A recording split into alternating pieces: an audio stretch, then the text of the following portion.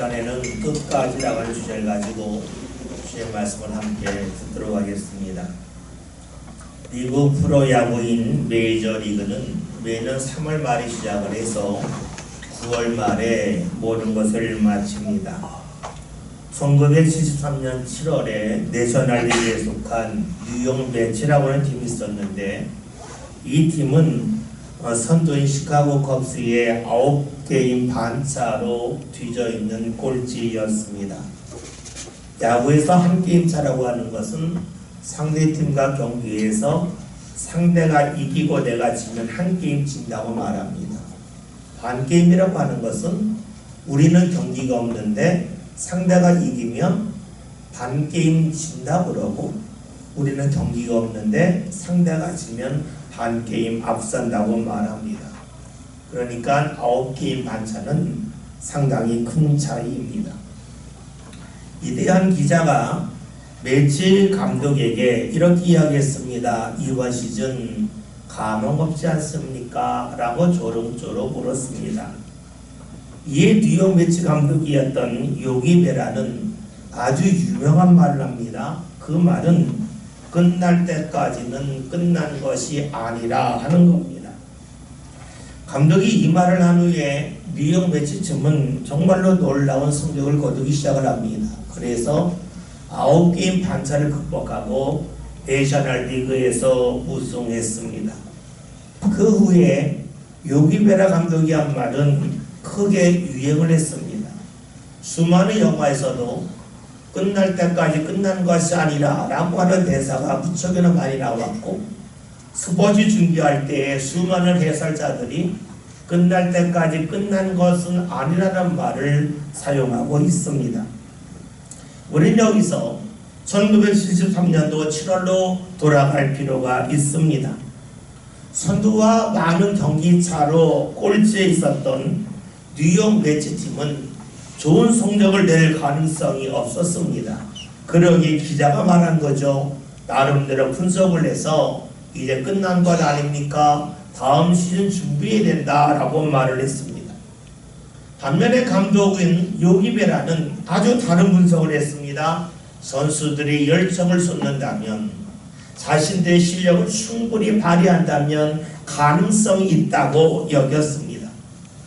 봅시다. 같은 팀을 보는데 누가 볼 때는 끝났다고 말하고 누가 볼 때는 끝나지 않았다고 말을 합니다. 왜 이런 차이가 생겼겠습니까? 그 이유인즉 서로 생각하는 끝이라고 하는 것이 달랐기 때문입니다.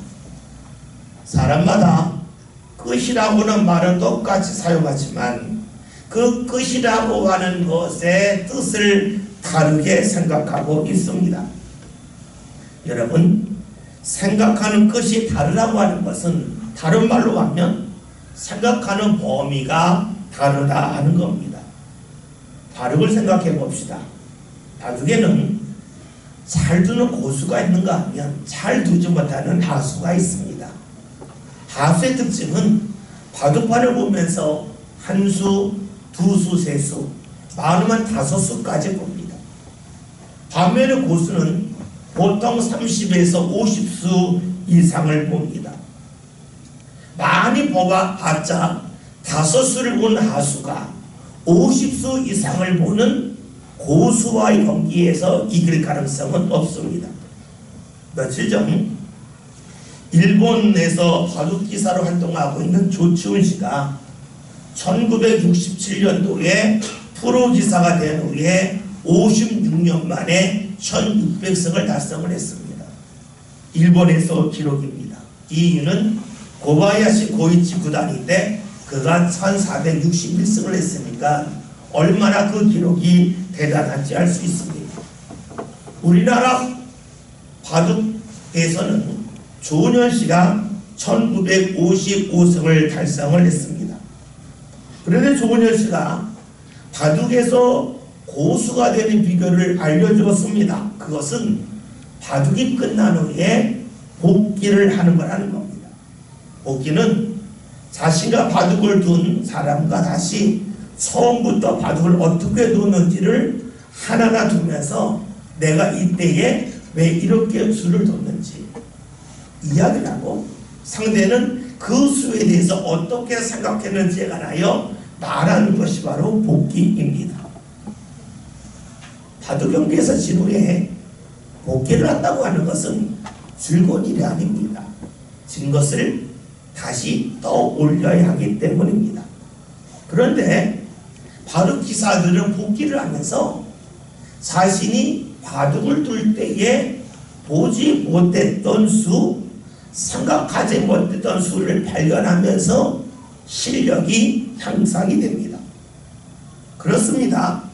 고수가 되려면 자신이 과거에 보지 못했던 것을 이제라도 보는 훈련을 합니다. 즉 자신의 부족함을 끊임없이 찾아갈 때에 고수가 될 수 있습니다.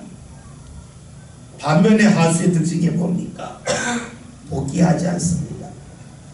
자신이 보지 못한 수가 무엇이 있는지를 찾으려 하지 아니합니다. 하수는 내가 둔 수만 생각하고 다른 수를 전혀 찾으려 하지 아니합니다. 그렇죠. 고수는 겸손합니다. 내가 무엇을 못 봤는지를 찾아갑니다. 하수는 그만합니다. 내가 생각한 수만을 계속 고집을 합니다. 고수는 자기가 보았던 것이 다가 아닌 걸 합니다. 반면에 하수는 내가 본 것이 다라고 여기고 다른 수를 찾아가지 아니합니다. 고수는 자신이 본 것이 다가 아닌 걸, 것이 아님을 합니다. 반면에 하수는 자신이 본 것이 다라고 여기고 것이라고 여깁니다. 이렇게 보니까 바둑에만 고수와 하수가 있는 것이 아닙니다. 우리의 삶에도 고수와 하수가 있습니다. 고수는 내가 본 것이 다가 아님을, 끝이 아님을 인정을 합니다. 그러나 하수는 내가 보고 내가 알고 내가 느끼는 것이 다라고 끝이라고 여깁니다. 다른 말로 한다면 하수는 내가 보고 알고 경험하는 것이 다라고 여기지요. 반면에 고수는 내가 본 것이 다가 아니다, 내가 알고 경험한 것이 다가 아니다, 나의 부족함을 끊임없이 되새깁니다. 오늘날 많은 사람들은 살아가면서 자신의 삶이 고수의 삶이 되기를 원한다고 하지만 살아가는 방법을 보면 하수일 때가 너무나 많이 있습니다. 하수는 내가 본 것을 중시합니다. 나를 신뢰하기 때문이죠. 그래서 지금에 관심이 많습니다. 하수는 다음을 생각하지 아니합니다. 보이지 않았던 것을 언젠가는 볼 거라고 하는 그런 기대조차 하지 아니합니다. 이것은 신앙생활 할 때에도 역시 그대로 드러납니다. 우리 눈으로 하나님을 볼 수 없습니다. 하나님을 볼 수 없으니 하나님이 없다고 말합니다. 내가 지금 하나님을 경험하지 못했으니 하나님이 없다고 여기고 하나님을 가까이 하라고 하지 아니합니다. 어떻게 하면 하나님을 경험할 수 있을까 찾지 않습니다. 누굽니까? 하수입니다. 고수와 하수는 자세가 다릅니다. 지금 경험할 수 없을 때에 어떻게 하면 경험할 수 있을까? 새로운 수를 찾으려면 고수입니다. 그렇죠. 고수와 하수는 생각하는 범위가 다릅니다. 생각의 너비가 다르고 끝이라고 여기는 부분이 다릅니다. 하나님만 그럴까요? 우리가 살아가면서 내가 원하는 것이 있고 지금까지 원해왔던 것이 있습니다. 이것을 얻지 못했을 때에 내 삶이 엉망이 된다고 여길 수 있습니다. 어떤 사람입니까? 하수와 같은 사람입니다. 지금 볼 수 없으면 없다는 겁니다. 지금 찾지 못하면 없다는 거죠. 끝났다고 여깁니다. 그러나 고수는 어떻게 합니까? 내가 보지 못했지만 수가 있을 거다 하는 기대 속에 살아갑니다. 지금 없다고 해서 없는 것이 아니라 내가 찾지 못했다고 여기며 끊임없이 찾아갑니다. 이런 사람이 바로 고수입니다. 오늘은 2023년 마지막 날인 12월 31일입니다. 오늘이 지나면 우리가 사용하는 달력은 더 이상 사용할 수 없습니다. 왜냐하면 달력의 다음 장이 없기 때문이죠. 여러분, 달력의 다음 장이 없기 때문에 새로운 달이 없겠습니까? 그러하지 않죠. 오늘이 지나면 또 다시 새로운 달이 시작이 됩니다. 여러분, 그렇다면 질문할 것이 있습니다. 우리 인생의 마지막 달력의 종이를 떼어낸다면 모든 것이 끝나겠습니까? 인생의 하수는 마지막 달력을 떼어내면 모든 것이 끝난다고 여깁니다. 그러나 고수는 내가 보지 못해서 그랬지 마지막 달력을 떼어내도 새로운 것이 있다고 믿습니다. 이렇게 보니까 보이는 세상이 다라고 여기지 아니하고 보이지 않는 하나님이 계시고 하나님을 향한 믿음을 갖고 사는 사람은 인생의 고수임을 알 수가 있습니다. 내 육신에 들어 보았더니 하나님이 안 보인다. 그래서 하나님이 없다고 여긴다면 그 사람은 수많은 지식을 소유했다 할지라도 하수에 불과합니다. 그러나 내 눈에 보이지 아니하지만 하나님이 계심을 믿고 살아간다면 그 사람은 인생의 고수로 살아갈 수 있습니다. 오늘 그 말씀에서는 예수를 통하여 우리가 믿음으로 사는 것이 무엇인지에 관하여 살펴볼 수가 있습니다. 본문 1절의 말씀을 함께 봅니다.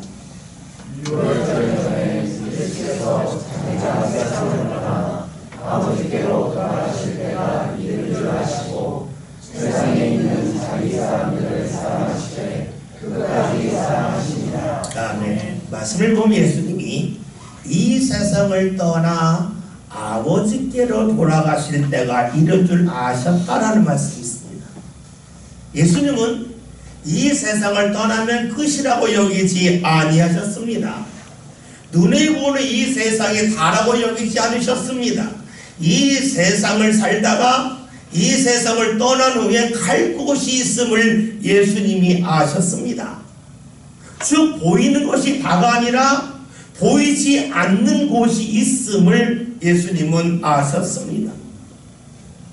여러분, 보이는 것이 다라고 여기는 것과 보이지 않는 것이 있다는 것을 아는 것은 분명히 다릅니다. 보이는 것이 다라고 여기면 어떻게 되겠습니까? 즉 죽으면 모든 것이 끝난다고 여기면 어떻게 되겠습니까? 죽음에는 아무것도 없다 합니다. 얻을 것도 없고 느낄 것도 없다고 말합니다. 그렇다면 내 주위에 있는 사람이 나를 어떻게 평가하든 나는 모릅니다. 죽음이 끝이기 때문이죠. 그런데 보이는 것이 다가 아니라고 여기면, 보이는 것이 끝이 아니라면 어떻게 되겠습니까? 죽음이 끝이 아닙니다. 뭔가 있다는 겁니다. 죽음 후에도 얻을 것이 있고 죽음 후에도 평가가 있음을 알 수 있습니다. 다시 봅시다. 보이는 것이 다라고 여기는 사람은 죽음 후에 모든 것이 끝나기 때문에 마지막에 열심을 낼 필요가 없습니다. 반면에 보이는 것이 다가 아니라 내가 하나님 앞에 간다고 하는 것을 알고 믿는 사람은 살아가는 방법이 자연스럽게 다를 수밖에 없겠죠. 예수님은 세상 사례가 끝이 아니라 하나님 앞에 간다고 하는 것을 아셨습니다. 그러기에 예수님이 무엇을 하시는가? 오늘 1절 하반절에는 말씀을 봤더니 자기 사람을 사랑하시되 끝까지 사랑하셨다라고 말씀합니다. 다시 말하면 하나님 앞에 갈 것을 아셨기 때문에 마지막에 다가왔을 때에 내 몸이 어떻게 하면 편할까 여기에 매달리지 아니하셨다는 거죠. 세상이 다라고 여기면 어떻게 될까요? 내가 누군가에게 무언가 줬다 할지라도 돌려받을 수 없습니다. 물건만 그런 것이 아니죠. 이 세상이 다라면 내가 누구에게 선한 일을 했다 할지라도 그 선한 일의 상대가 나에게 되돌려준다 할지라도 받을 수가 없습니다. 따라서 눈에 보이는 세상이 다라고 여기면 삶의 마지막에 다가올 때에 할 것이 없습니다. 그러나 눈에 보이는 세상이 다가 아니라고 여길 때에, 즉 내가 이 세상을 떠나서 하나님 앞으로 간다고 할 때에 마지막까지 할 일이 많이 있습니다. 그것을 예수님이 하셨습니다. 바로 사랑이었습니다. 사람들이 행복하길 원하죠. 행복의 3대 조건을 사람마다 다르게 말하지만 이렇게 말하는 사람이 있습니다. 행복할 첫째, 즐거워야 됩니다. 두 번째, 자신의 열정을 쏟으면서 시간 가는 줄 모르는 몰입이 있어야 된다. 세 번째로, 그것이 자신의 삶 가운데 의미가 있어야 된다라고 말을 합니다. 생각해 보십시오. 즐거운 것, 무언가 몰입해서 열정을 쏟는 것, 그런데 의미가 없으면 어떻게 될까요? 시간이 지난 다음에 아무것도 아닌 것이 됩니다. 즐거움과 몰입은 그 순간입니다. 의미는 지내놓고 나서 계속해서 되새길 수가 있습니다. 생각해 봅시다. 우리의 삶이 이 세상이 끝이라면 우리가 살아가면서 삶의 의미는 완전히 없어집니다. 그리고 내가 과거에 무엇하길 잘했다, 스스로 나를 돌아보면서 기뻐할 일도 없습니다. 그러나 내가 이 세상이 다가 아니라 이 세상을 떠나서 하나님 앞에 돌아감을 알게 된다면 죽기까지 내가 그거 하길 잘했다, 그거 한 것 정말로 의미가 있다 하면서 삶을 뒤돌아볼 수 있습니다. 마지막까지 행복할 수 있습니다. 예수님은 육체의 삶이 끝나가는 그 순간에 자기 사람을 사랑하시는데 끝까지 사랑하셨습니다. 끝까지 사랑한다고 하는 것은 시간적으로 그 사랑을 이어갔다는 것이 되겠고, 또 하나는 정도 면에서 전혀 줄어들지 않았다는 겁니다. 끝까지 상대의 모습에 관계없이 사랑을 베풀었다는 것이죠. 이런 예수님에게도 위기가 있습니다. 그 위기가 무엇입니까? 2절에는 말씀을 볼까요? 다윗가 벌써 시몬의 아들 가룟리다의 마음에 예수를 말하는 생각을 얻었다. 아멘. 예수님은 사랑하시는데 끝까지 사랑하려고 하셨는데 사랑을 받는 대상이 사랑을 받아들이지 아니합니다. 아니, 오히려 예수님을 팔려고 했습니다. 우리 살아가면서 다른 사람 때문에 마음이 상할 때가 상당히 많이 있습니다. 아니, 기분 나쁠 때가 있습니다. 우리 교회에서 외곽순환도를 가려면 이 차를 타고 부천 방향으로 하다가 칭마트에 유턴을 해야 됩니다. 유턴을 하려고 할 때에 앞차가 그 앞차의 간격을 너무 충분히 두어서 유턴을 못할 때가 있어요. 그 앞차가 조금 앞으로 가면 유턴이 되는데 그 앞차가 안 움직이는 거예요. 그러면 여러분 어떡합니까? 은근히 화가 치밀지 않습니까? 도대체 운전 어떻게 하는 거야? 그런데 여러분, 그 차는 제 차가 아닙니다. 상대가 알아서 운전하는 겁니다. 상대가 나를 도와주지 않은 것처럼 보입니다. 도와주지 않는 것 때문에 우리는 살아가면서 화가 나고 분노할 때가 많이 있습니다. 또 이럴 때도 있죠. 내가 누군가를 도와줬는데 고맙다는 말을 하지 않고 오히려 분노할 때가 있습니다. 어떤 마음이 듭니까? 뭐 저런 사람이 다 있나 하는 마음이 들죠. 그러면서 마음이 상합니다. 그 사람을 도와주고 싶은 마음이 완전히 떠나갑니다. 그런데 여러분, 냉정하게 봅시다. 그렇다면 나의 삶의 주도권이 누구에게 있는 것입니까?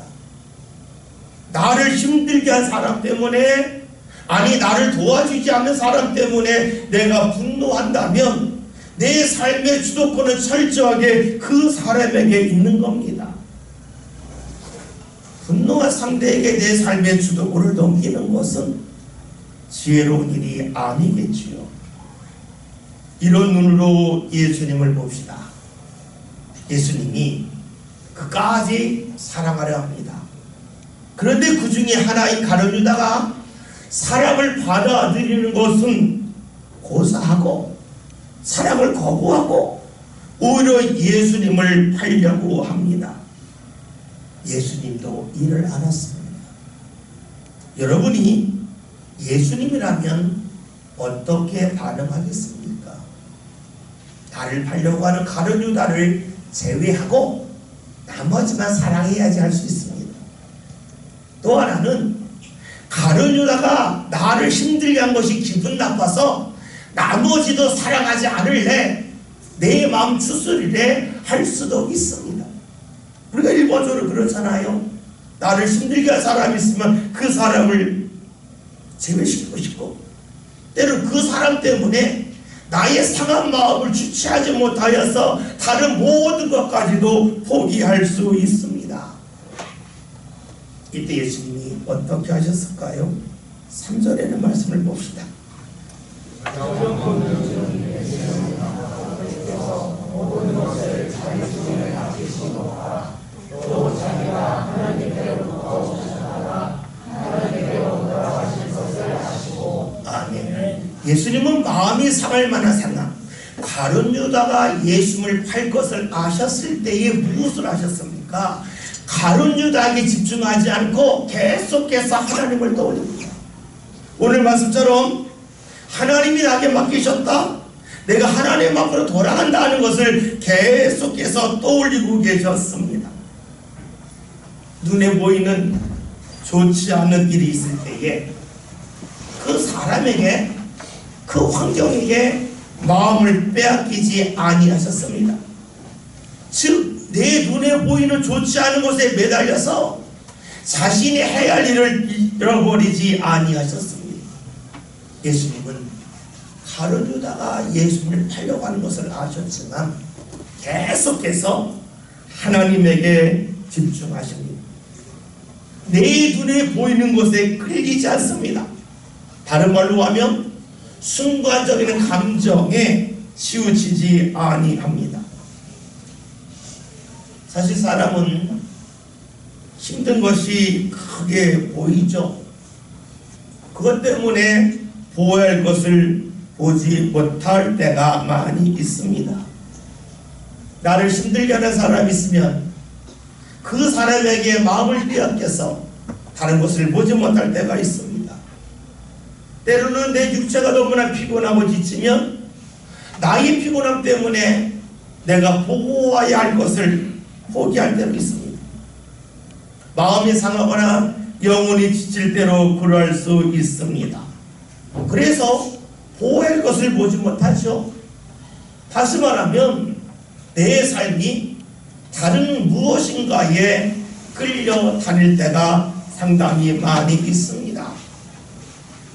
그러나 예수님은 끌려다니지 아니하셨습니다.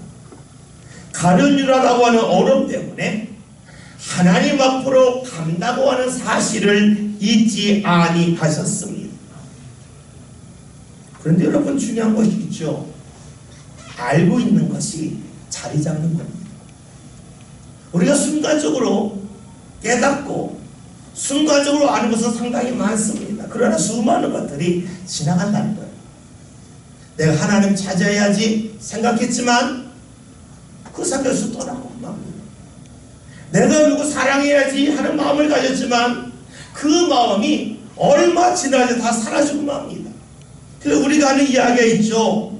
머리로 아는 것은 아는 것이 아니다. 마음으로 아는 것은 아는 것이 아니라는 겁니다. 진짜 아는 것은 몸에 있습니다. 그래서 우리가 살아가면서 머리로 아는 것을 몸으로 알게 하고 마음으로 아는 것을 몸으로 알게 하는 것이 중요합니다. 예수님 그 일을 하시죠. 4절로 저를 함께 봅니다. 겉옷을 벗고 수건을 가져다가 겉에 두시고 이에 대야에 물을 떠서 제자들의 발을 씻으시고 그 두신 수건으로 닦기를 시작하여 아멘. 예수님이 제자들의 발을 씻기십니다. 왜 그래 하셨을까요? 물론 그까지 사랑하기 위해서 그렇게 행할 수도 있습니다.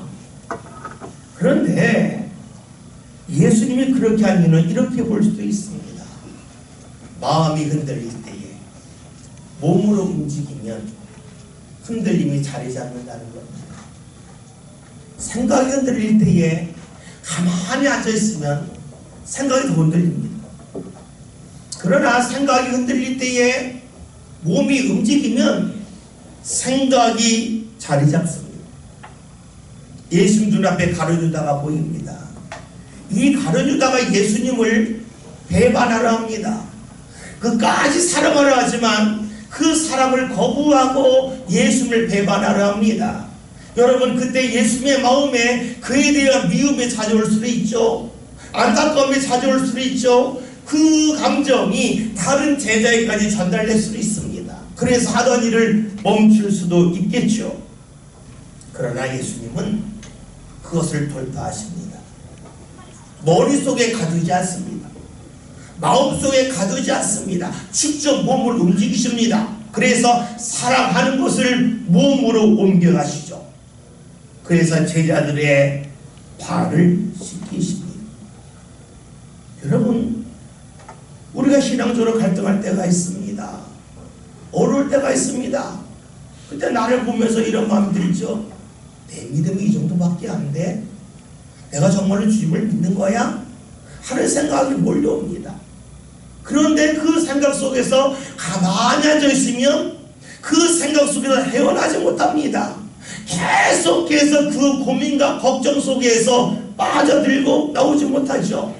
그러나 그때 과감하게 주님 앞에 나와 예비하고 찬송하고 기도하고 헌신할 때에 나를 흔들었던 것이 다 떠나가고 맙니다.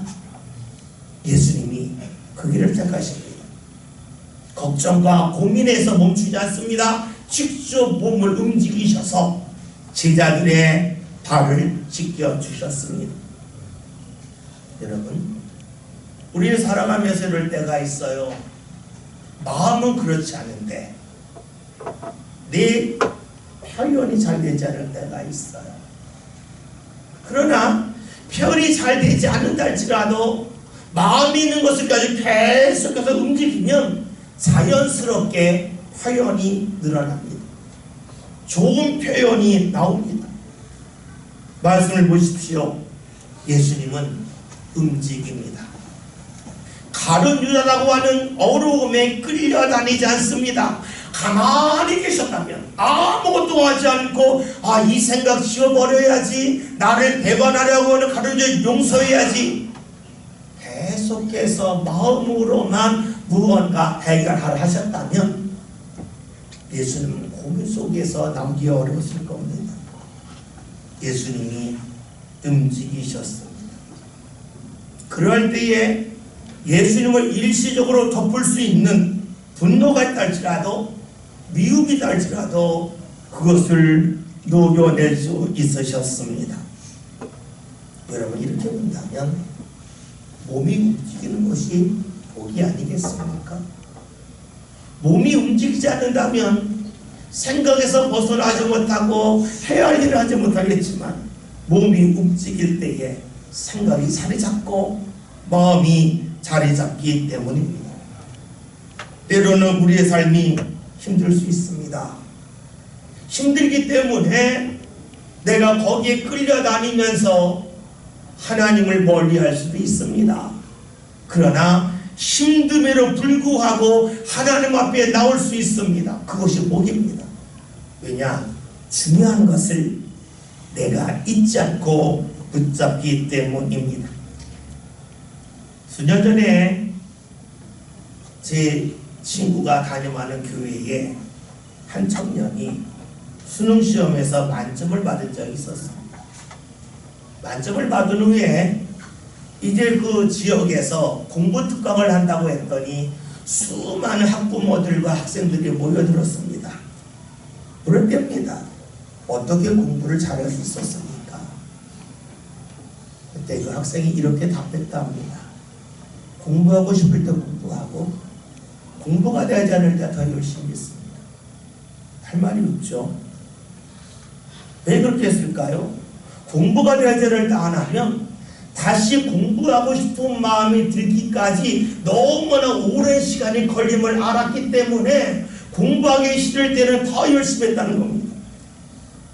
저는 그 이야기를 들으면서 우리 신앙도 역시 그러지 않겠는가? 내가 하나님의 전을 가까이 하고 싶을 때가 있고, 때로는 내 삶 가운데 다른 유다가 다가와서 그것 때문에 하나님의 전을 멀리 하고 싶을 때도 있습니다. 누군가 때문에, 내가 하는 일 때문에, 또 경제적인 문제 때문에 그럴 수도 있습니다. 여러분, 그럴 때에 내가 하나님을 더욱더 가까이 하는 일이 필요하지 않겠습니까?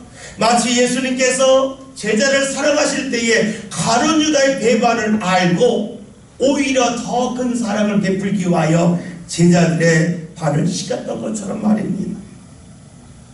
예수님은 이 세상의 삶이 끝이 아님을 아셨습니다. 하나님 앞에 가야 함을 아셨습니다. 하나님 앞에 가기 위하여 끝까지 하나님이 기뻐하는 일을 해야 함을 아셨습니다. 그래서 가룟 유다의 배반이 있다 할지라도 가시는 길을 포기하지 않고 최선을 다하여 끝까지 제자를 사랑하기 위하여 발을 씻기셨습니다. 그 예수님은 끝까지 주의 뜻을 이루기 위하여 십자가를 지셨습니다.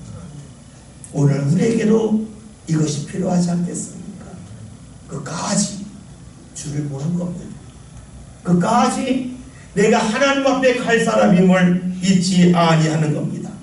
그러나 우리에게는 약함이 있습니다. 우리에게 가룟 유다가 다가오면 나도 모르게 쉥거립니다. 나도 모르게 다른 것을 봅니다. 하나님을 끝까지 보고자 하는 마음이 있지만 잘 되지 아니하죠. 여러분, 그럴 때에 우리가 기억합시다. 우리에게 예수님이 계시다는 겁니다. 간혹 산에 갈 때가 있습니다. 산에 가면 좀 쉬운 길도 있고 때로는 오르기 어려운 길도 있습니다. 근데 오르기 어려운 길을 가다 보면 거기에 누군가가 이렇게 철을 막아놓고 손잡이를 만들어 놨습니다. 그냥 올라가려면 힘들지만 그 손잡이가 있으면 붙잡으면서 넉넉하게 올라갈 수 있습니다. 오늘 우리가 왜 예수님을 붙잡아야 되겠습니까?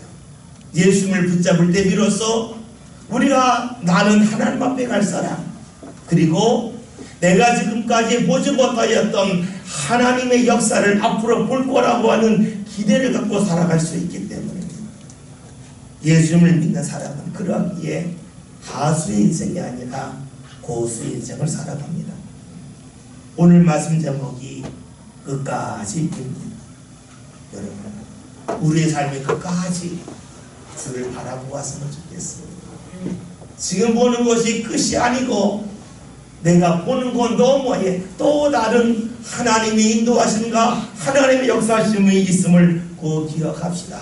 그리고 이를 내가 잊지 않고 살기 위하여 예수님 붙잡는 저와 여러분이 되어서 하나님 나라 가는 그 순간까지 삶의 의미를 발견하고 삶 가운데 하나님의 역사를 소망하며 살 수 있기를 주의 이름으로 기원드립니다. 살아계신